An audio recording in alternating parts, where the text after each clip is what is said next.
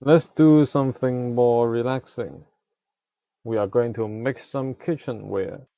A little bit of iron, we can make a frying pan, a pot, a mixing bowl, and a skillet. Also with quartz, we can make the kitchen floor tiles. Then I collected eggs to make fried eggs. 2 tasks completed. We have the kitchenware, now we need a kitchen. I made a cabinet, a counter and its corner, a fridge, an oven, a sink. Once we put all of these blocks together, it will form a whole multi-block. I also made a cookbook named Cooking for Blockheads. I transported all of these kitchen stuff using our dolly, and I started to build our kitchen in the corner of this chunk. First, we dig away some of the floor tiles and we put in the kitchen floor tiles. It looks quite nice. Then we put down all of our blocks, including the cabinets, the fridge, the oven, etc., etc. Now we have a kitchen. I also put the kitchenware on top of our oven. I guess it's on the stove. The next step is to find food. One of the food source is of course meat. Let's keep some animals. I made some fences and fenced up an area for our animals. Then I found some sheep and cows and I lead them into our farm. It took so long that it is night time already. I can even see thundering and rainstorm coming. After putting down torches, it's now time for repopulation. We will have a lot of animals very soon. The next day at home, Aberfork was playing with his pipes as usual. He built a new water collection tank, built the pipes towards the kitchen, and advised that I should put the sink in the corner so that we will have a constant water supply. So there we go. Now our sink is filled with water supply. After a night's rest, I went to finish our 2x2 little farm and prepared to bring in some chickens and pigs. I then crafted the most important block of our kitchen, that is the kitchen block that we can directly click on it and select the food that we want to make. I brought in some food from our old house and I can cook using our oven and coal dust as fuel.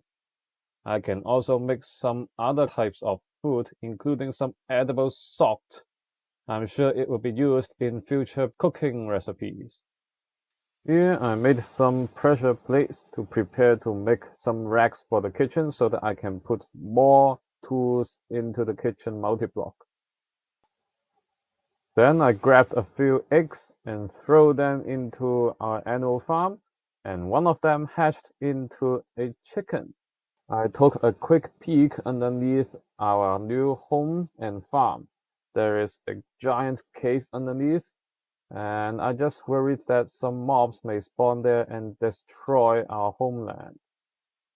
I should definitely put some torches and block the cave before I regret. Aberfork is now making a new iron tank to store our steam in our new home. This one will be slightly bigger than the old tank because we hope that the steam storage is enough to at least push us through the whole AOV stage. While he is at our new home, I went back to our machines and made a fluid solidifier. Not that I need it now, but it's just a cool machine to make and complete a task.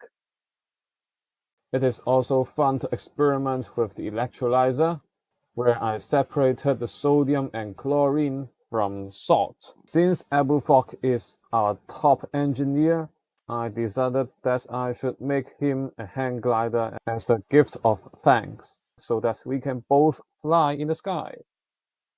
Seems he is really enjoying it. Just as the animation is messed up, The hang glider should be above the person. Then I used my hang glider to go to the tower and really start to fight. I picked one way, broke open the iron bars, found a dark corridor with some rooms with treasure, and also a basaltic mineral vein. That's one way of finding an ore vein. The treasures in most of the rooms are similar, including some leather armor, some unusable stone or wooden tools, some mob drops including rotten flesh, bones, strings. However, I found this bow that is way better than my original bow. It is enchanted with power 2.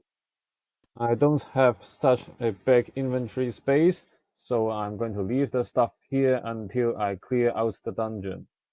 Then I met this single cursed enderman, which is not difficult to kill at all. The next room contains an anvil, a fireplace, and a simple double automated furnace setup. Of course, I stole it all because hoppers are not easy to make in this game. There is also another chest containing quite a good iron sword. There are still quite a few similar rooms with similar treasure, so that I'm not going to show you one by one. I just don't want you to question me, where did you get this book from? There are a couple of zombies coming my way, including this one that set me on fire. I walked further in and found that there is actually a zombie spawner.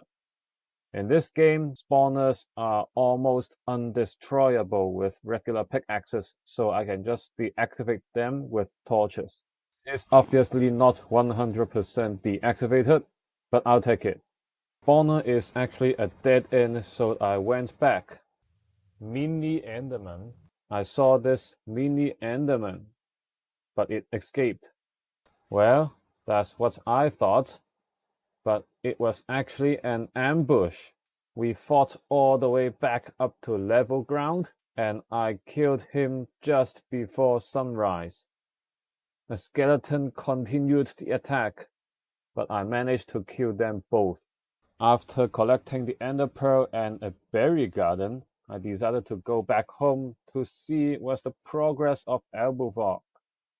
He is building a new cook oven and everything seems fine. At the end of the episode, I looked at the forestry tab and tried to complete the sturdy casing task. In the process, I found that we don't actually need a circuit for the machines to work.